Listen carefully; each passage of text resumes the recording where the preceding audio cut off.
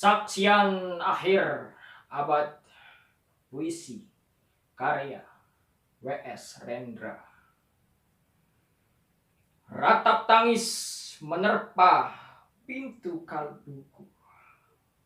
Bau anyir darah mengganggu tidur malamku. Oh, tikar tafakur. Oh, bau sungai Tohor yang kotor. Bagaimana aku akan bisa membaca keadaan ini? Di atas atap kesepian nalar pikiran yang digalaukan oleh lampu-lampu kota yang bertengkar dengan malam. Aku menyerukan namamu, wahai para leluhur Nusantara. Oh, Sanjaya, leluhur dari kebudayaan tanah. Oh, Purnawarman, leluhur dari kebudayaan air. Kedua wangsamu telah mampu mempersatukan budaya tanah dan air.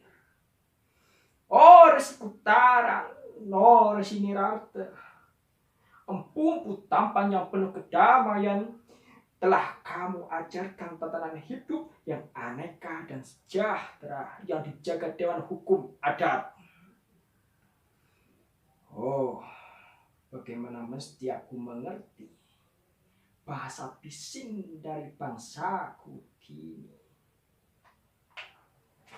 Oh, kacau lalido, bintang cemerlang tanah ugi. Negarawan yang pintar dan bijaksana, telah kamu ajarkan aturan permainan di dalam benturan-benturan keinginan yang berbagai ragam di dalam kehidupan. Adek, bicara, rapang, dan wari. Oh, lihatlah wajah-wajah berdarah dan rahim yang diperkosa. Muncul dari puing-puing tatanan hidup yang porak-poranda. Kejahatan kasat mata tertawa tanpa pengadilan. Kekuasaan kekerasan berak berdahak di atas bendera kebangsaan. Oh, anak cucuku di zaman sibernetik. Bagaimana akan kalian baca prasasti dari zaman kami? Apakah kami akan mampu menjadi ilham kesimpulan? Ataukah kami justru menjadi sumber masalah di dalam kehidupan? Dengan puisi ini, aku bersaksi bahwa rakyat Indonesia belum merdeka. Rakyat yang tanpa hak hukum bukanlah rakyat yang merdeka. Hak hukum yang tidak dilindungi oleh lembaga pengadilan yang mandiri adalah hukum yang ditulis di atas air. Bagaimana rakyat bisa merdeka bila polisi menjadi aparat pemerintah dan tidak menjadi aparat hukum yang melindungi hak warga negara? Bagaimana rakyat bisa merdeka bila birokrasi negara tidak mengabdi kepada rakyat, melainkan menjadi aparat pemerintah yang berkuasa? Bagaimana rakyat bisa merdeka bila hak pilih mereka dipasung, tidak boleh memilih secara langsung wakil-wakil mereka di Dewan Perwakilan, dan juga tidak boleh memilih secara langsung camat mereka, bupati, wali kota, gubernur, dan presiden mereka. Dan partai-partai politik menganggap rakyat hanya abdi partai yang dinamakan massa, politik partai, kaula partai, dan hamba partai. Bagaimana rakyat bisa merdeka bila pemerintah melecehkan perdagangan antar daerah dan mengembangkan merkantilisme deathless sehingga rela menekan kesejahteraan buruh, petani, nelayan, guru, dan serdadu-serdadu berpangkat rendah? Bagaimana rakyat bisa merdeka bila provinsi-provinsi sekedar menjadi tanah jajahan pemerintah pusat, tidak boleh mengatur ekonominya sendiri, tatanan hidupnya sendiri, dan juga keamanannya sendiri? Ayam, serigala, macan, ataupun gajah, semuanya peka pada wilayahnya. Setiap orang juga ingin berdaulat di dalam rumah tangganya. Setiap penduduk ingin berdaulat di dalam kampungnya. Dan kehidupan berbangsa tidak perlu merusak daulat kedaerahan.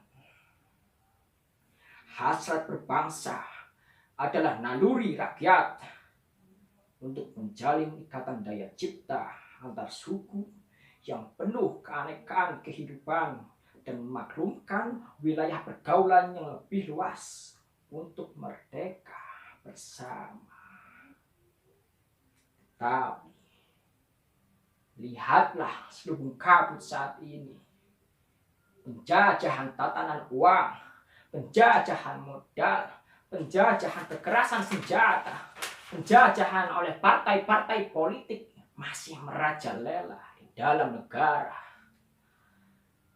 Dengan puisi ini, aku bersaksi bahwa sampai saat puisi ini aku tanda tangani, para elit politik yang berkedudukan ataupun yang masih di jalan tidak pernah memperjuangkan sarana-sarana kemerdekaan rakyat. Mereka hanya rusuh dan gaduh memperjuangkan kedaulatan golongan dan partainya sendiri. Mereka hanya bergulat untuk posisi sendiri. Mereka tidak peduli kepada posisi rakyat, tidak peduli kepada posisi hukum, posisi polisi, ataupun posisi birokrasi. Dengan picik, mereka akan mendaur ulang malapetaka bangsa dan negara yang telah terjadi. Oh, Indonesia. Indonesia. Negara yang kehilangan makna. Rakyat sudah dirusak asas tatanan hidupnya. Berarti sudah dirusak dasar peradabannya.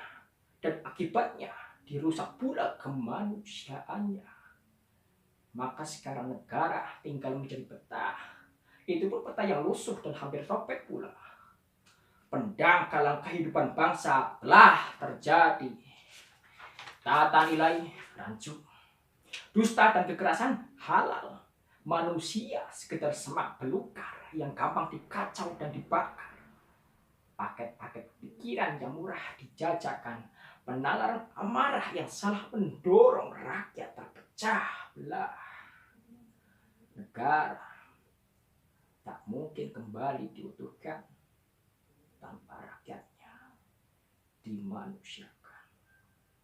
Dan manusia tak mungkin menjadi manusia tanpa dihidupkan hati nuraninya. Hati nurani adalah hakim adil untuk diri kita sendiri. Hati nurani adalah sendi kesadaran akan kemerdekaan pribadi. Dengan puisi ini, aku bersaksi bahwa hati nurani itu mesti dibakar, tidak bisa menjadi abu. Hati nurani senantiasa bersemi meski sudah ditebang putus di batang.